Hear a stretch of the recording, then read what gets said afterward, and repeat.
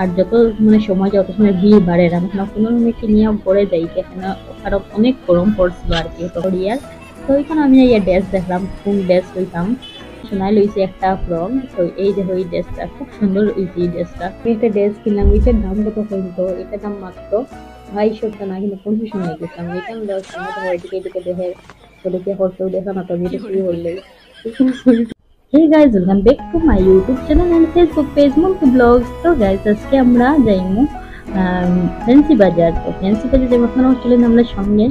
আর এখানে দেখতে পারলে আমরা গৌরীমঠ আইসলাম আইয়া এখানে আসলাম। তো এই দেখো গৌরীমঠটা কি সুন্দর, এখানে সব ধরনের ফেসিলিটি পাইবা আপনারা, খাবার দাবার সব কিছু গৌরীমঠের ভিতরেও আছে।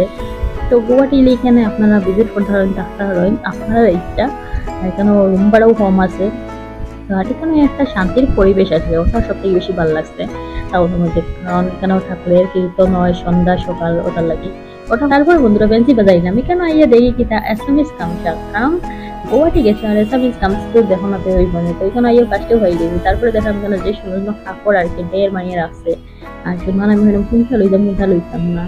তারপরে তো দেখি বন্ধুরা এত ভিড় এই জায়গাতে, বাপরে বাপ। মানে আমরা যখন গেছিলাম তখন নবরাত্রিও আসলো, বিহু আসলো, আর আমরা আমরা লাগে তো নবরাত্রি আসলো, আর আমরা তো শপিং করার লাগিয়ে গেছিলাম, গুয়াহাটি গেছি তো কিছু কিছু কিনতাম, অটোর লাগিয়ে গেলাম শপিং করাতে। এখানে গিয়ে দেখি অনেক মানুষ, প্রচুর ভিড়। এই দেখো গাইস কি ভিড়, ভিড়ের মধ্যে কেন আমরা দাঁড়াইয়া ওইরকম কোন দিকে যাইছিলাম, ভিড় তো কোনো দিকেই কম নাই। তো পুরোনো পরে আমরা লিয়ে গেলে পরে ভিতরের দিকে হইলে ওখান থেকে আটি আটি আইতাম, দেখে দেখে আইতাম জিনিস। তো আমরা সব গেলাম এখন যাওয়ার পর এখানে দেখছি একটা দোকান আছে, জুতার দোকান। তো বললাম ফার্স্টে জুতা দেখি যাই, শোনায় কিন্তু একটা হিলস, তো তাই এখন দেখের ভালো লাগেনি তাই। তো এখানে সব কিছু রেট অত কম গাইজ, মানে আমার মনে হচ্ছে এখান থেকে আনিয়া আর কেন করে আমি ব্যবসা করতাম আর কি, জুতা কাপড়ের কম, মানে হোলসেলে সব কিছু পাওয়া যাইব, এত কম দাম কাপড়ের বা জুতার। তো এটা আমরা দেখলাম জুতা দেখছি, জুতা দেখার পরে কেন কাপড় দেখলাম, কাপড় দেখিয়া কাপড় সবার রেট হইলে 200, 250, 300, 350 এইরকম কাপড়ের প্রাইস, তাইশও আছে।